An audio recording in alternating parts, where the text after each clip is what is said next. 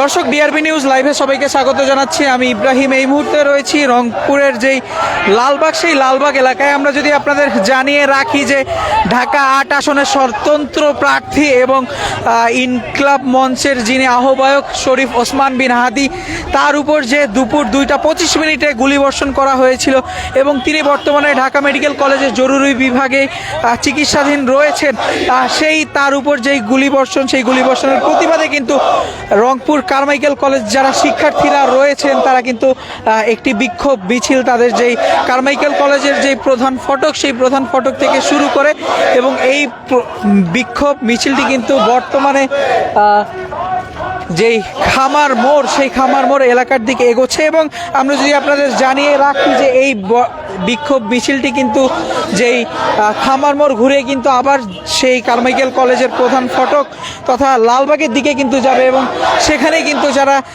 এখানে মিছিলে অবস্থানকারীরা রয়েছেন তারা কিন্তু বক্তব্য রাখবেন।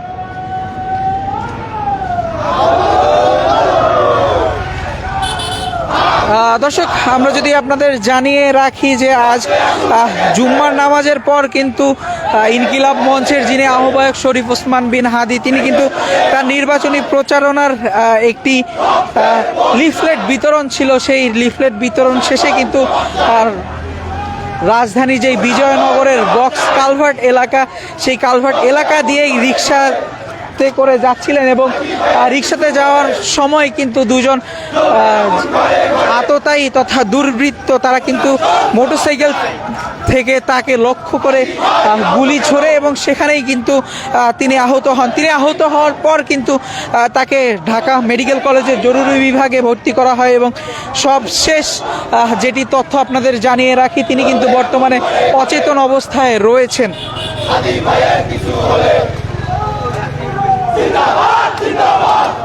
আমরা যদি আপনাদের এই যেই মিছিল, সেই মিছিলের বিভিন্ন ধরনের স্লোগানগুলো শোনাই, সেখানে কিন্তু যারা মিছিলে অংশগ্রহণকারী যারা রয়েছেন তারা কিন্তু ইনকিলাব ইনকিলাব জিন্দাবাদ সহ কিন্তু জুলাইয়ের যেই সব স্লোগানগুলো, সেই স্লোগানগুলো কিন্তু বলছেন এবং সেটি কিন্তু তারা কিন্তু আরও বলছেন যে হাদি ভাইয়ের কিছু হলে জ্বলবে আগুন ঘরে ঘরে।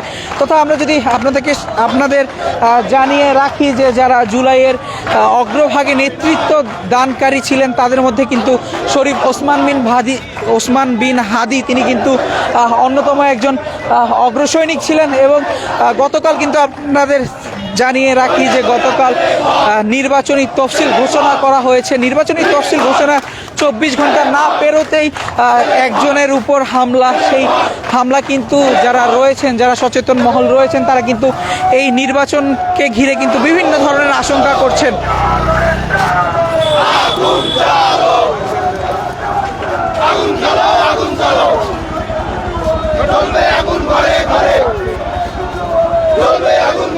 আমরা যদি আপনাদের জানিয়ে রাখি যে ঠিক বিকেল 4:30টার দিকে কিন্তু বেগম রোকেয়া বিশ্ববিদ্যালয় ইনকিলাব মঞ্চের যারা রয়েছেন তারা কিন্তু একটি বিক্ষোভ মিছিল করেছিলেন এবং সেখানে কিন্তু তারা বিভিন্ন ধরনের বক্তব্য দিয়েছেন। এবং আমরা যদি তাদের কিছু কথা বলি, তারা কিন্তু বলেছেন যে যারা জুলাই আন্দোলনের অগ্রসৈনিক, যারা অগ্রভাগে ছিলেন, তারা কিন্তু ওসমান বিন হাদির এই হামলার পর নিরাপত্তাহীনতায় ভুগছেন এবং তারা কিন্তু অন্তর্বর্তী সরকারকে তারা প্রশ্ন করেছেন এবং জুলাইয়ের যারা অগ্রভাগে নেতৃত্ব দানকারী তাদের কিন্তু তারা নিরাপত্তা চেয়েছেন।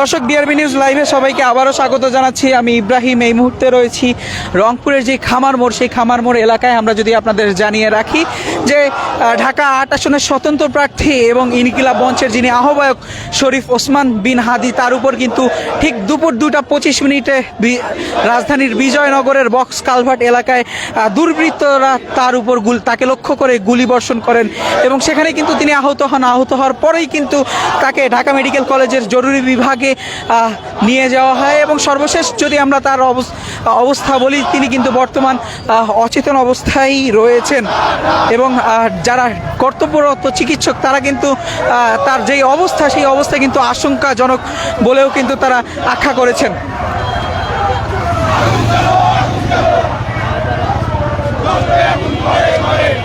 আমরা যদি আপনাদের আরও জানিয়ে রাখি যে শরীফ ওসমান বিন হাদি তার উপর যে হামলা, সেই হামলার প্রতিবাদে কিন্তু রংপুরে ঠিক বিভিন্ন সময় বিভিন্ন ধরনের ছাত্র সংগঠন তারা কিন্তু এই ধরনের বিক্ষোভ মিছিল তারা কিন্তু করছেন।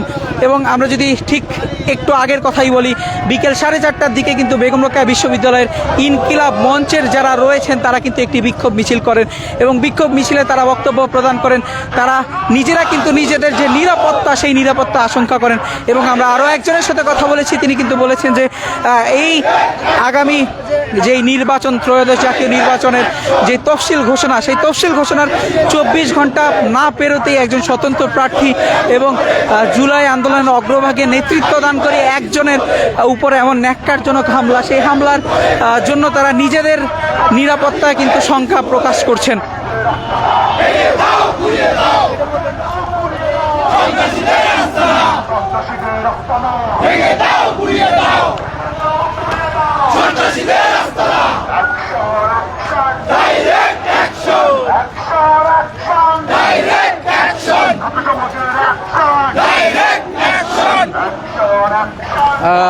দর্শক, ডিআরবি নিউজ লাইভে সবাইকে আবারও স্বাগত জানাচ্ছি। আমি ইব্রাহিম এই মুহূর্তে রয়েছি রংপুরের যেই খামার মোড় এবং লালবাগের মধ্যবর্তী এলাকায়, সেখানে রয়েছি। আমরা আপনাদের দেখাচ্ছি যে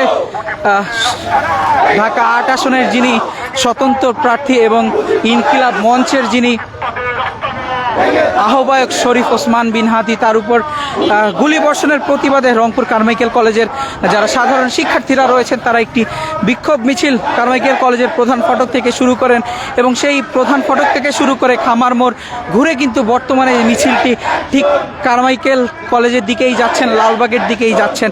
এবং আমরা যদি আপনাদের আরও জানিয়ে রাখি যে এই বিক্ষোভ মিছিলটি কিন্তু লালবাগে গিয়ে শেষ হয়ে সেখানে যারা প্রতিবাদীরা রয়েছেন তারা কিন্তু বক্তব্য রাখবেন।